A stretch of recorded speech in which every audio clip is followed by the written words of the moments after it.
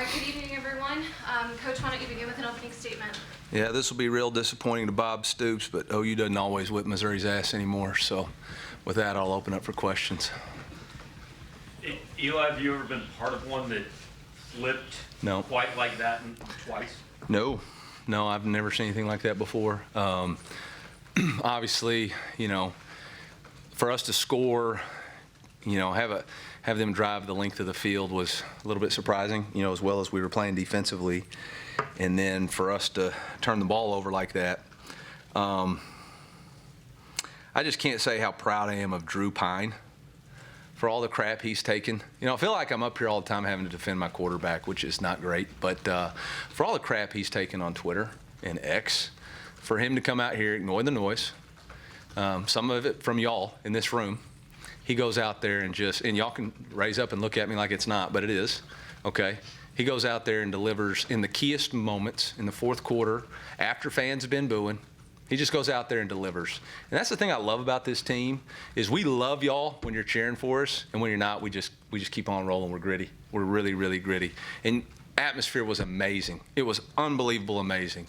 But for the team just to stick together the way they did, shoot, ball's on the 25-yard line. It looks like it's there's no way we're going to get it down there. Hits a slant, get a penalty, throws a little play to Lou, and then to throw the game-tying touchdown to Theo was pretty awesome. So extremely proud of our guys, extremely proud of Drew Pine, extremely proud of our defense for, them to continue to go out there. The first 9 points of the game, fake punt, fourth down, and then a penalty on special teams.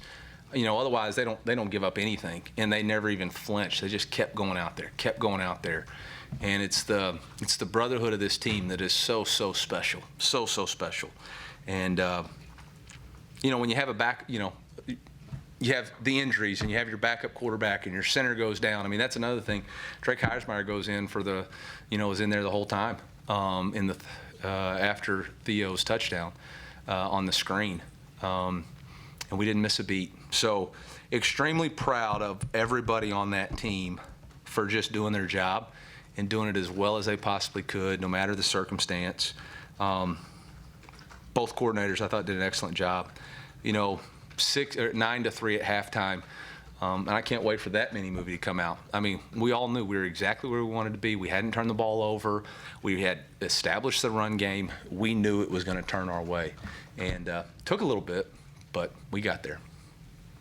Coach, after Alabama, Drew Pine said to reporters, I could either throw up in the ball or I could put my head down.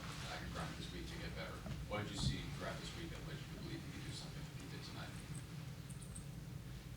I see him in practice every day. I've seen his game tape. He's played a lot of college football. He's won a lot of college football games as a starter. And one bad outing doesn't define a player. We have to quit reacting to every single play. Like, let guys play, man. There's a lot of quarterbacks in the NFL through 3 interceptions. They don't go to the bench. You don't shoot them and get another one. You let them play through it, okay? And Drew is a competitor. He had a great 2 weeks of practice. He was in here grinding on tape. We had a game plan that fit exactly who he was. I mean, he was excellent. 11 for 19 on third downs. I mean, just excellent. Pushing up in the pocket, making big-time throws to Luther Burden. So there wasn't a shadow of doubt within this building. Within this building, there's no doubt. There was no doubt. So. Eli, you said at halftime you knew you had him where you wanted. Was there any game plan change in the second half, or did the execution get better? No, did things open up? Both, but we were setting the table to be able to throw the ball in the second half. But we couldn't go out there and make a mistake early or take a bunch of sacks or lose field position. You have to establish the run game, and that's what we did. And those yardage started bleeding to longer yardage, and then it opened up the pass game, and we took advantage of it when we needed to. I mean, Drew had a great quarterback draw. I mean, so. Eli, what can you say about Theo and just the big-time moments he came through? And he's always been that way. I know there was a moment in the third quarter when we went 3 and out, he came over there, was really, really frustrated, and just grabbed him and pulled him aside and said, hey, we need it one play at a time, one play at a time. And credit to him, what he had, 4 catches for 70 yards and 2 touchdowns. It's a pretty big-time moment. Eli, what does this win, this moment do for what you want to do the rest of the year? I mean, it's just one game at a time, and sets us up for next week to be another big-time game. South Carolina won. I'm sure they'll be ranked next week, so we'll get to go to Columbia for the Mayor's Cup, and we'll get a chance to compete for, an opportunity versus 2 ranked teams. Of course, normally when we lose, we fall in our rankings, so I don't know. Maybe we'll see. Coach, how do you feel about the defensive line playing up front? They kicked ass tonight. I mean, they kicked ass all night, looked like to me. So. Coach, Tristan Newsom had that sack at the end of the game, but he also had 10 tackles, 2.5 tackles for loss. What do you like from Tristan tonight? Relentless. Played relentless. Dialed into the game plan. I mean, him and Corey Flagg were all over the place. And obviously a sack and 2.5 fumbles. And, it's awesome. We do a drill every Monday and Tuesday called the Bolton drill, and it's specifically a step over, ball comes out, and we scoop and score. And, we talk about all the time, I've said it to y'all, practice execution equals game day reality. And that's exactly what happened with Zion Young. It's teach tape. It's awesome. Eli, what did you see from Jamal Roberts' contributions in the second half? Yeah, I thought he was really tough runner. Unfortunate on that last play, but didn't flinch. Went back in there and protected and did what we needed him to do. So you talk about establishing the run. Talk about the offensive line and the part they played and being able to do that. Yeah, I thought, Armand brought a lot of physicality to the game, and I think, they run a lot of different fronts and a lot of different stunts, and so, it's challenging for us to always be hat on a hat and not get on edges, but I thought those guys really did a nice job of mumbling up their twist game in the middle and getting after it. Coach, I know you guys are focused on the things in this building, but 5 2-loss teams, 3 1-loss teams, 0 undefeated teams in the SEC. Just how open is this conference, and what's this opportunity for you guys, given the win? Yeah, it just continues to allow each game to be important. I think for us, we have to just be 1-0. The biggest thing for us is don't let pressure or any of that stuff matter. Most important game we're going to play on this year is the Mayor's Cup. And it's going to be an awesome opportunity to go into Columbia and play a really good team that's surging right now. So we'll have our hands full. I don't want to think about anything other than that.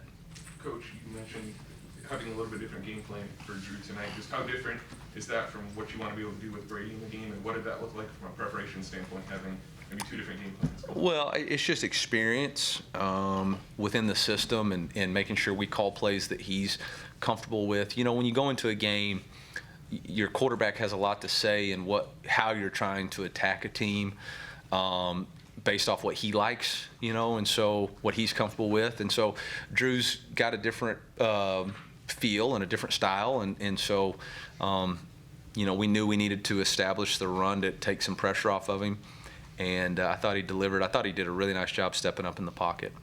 Coach, there were a couple plays where some of the fans were actually calling for Drew to play like Brady, be like Brady. Obviously, he didn't do that. He talked about him being himself and finding plays for him to be comfortable.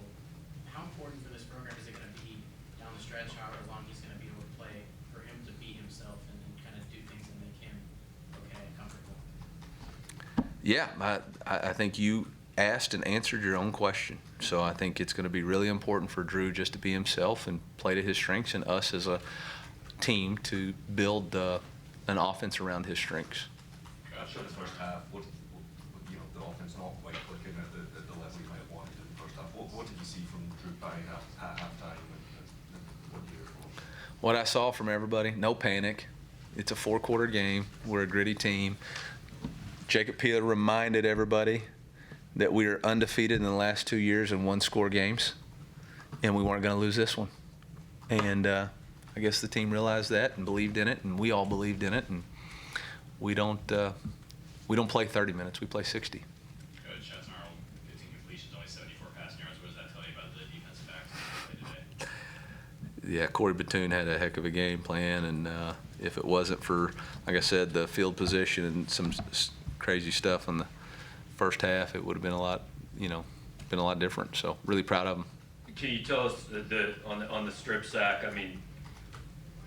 With 45 seconds left. Are you at that point preparing for overtime, and do you know what you did, what your reaction was when that ball hit the ground? So actually, I was discussing when we were going to use our final timeout to try to force them into a punt and go block it. So we weren't thinking overtime. We were thinking about how do we win the game in that situation. When I saw the ball on the ground, I was actually down there because I was close to the official, and then I saw Z pick it up. My immediate reaction was to turn and keep everybody off the field because I knew there was going to be time left. So I'm one of these guys, as y'all have seen in my reactions on the field. I can tell it's 0-0. I don't really celebrate anything. It's been a long time since these two programs met. How alive did the rivalry feel? Felt pretty good. I thought Coach Stoops did a nice job stirring it up this summer, and I thought their coaches did some stuff this summer that felt like they stirred it up a little bit with some tweets and different things. So our guys were ready. Anything else for Coach? Thank you. MIZ.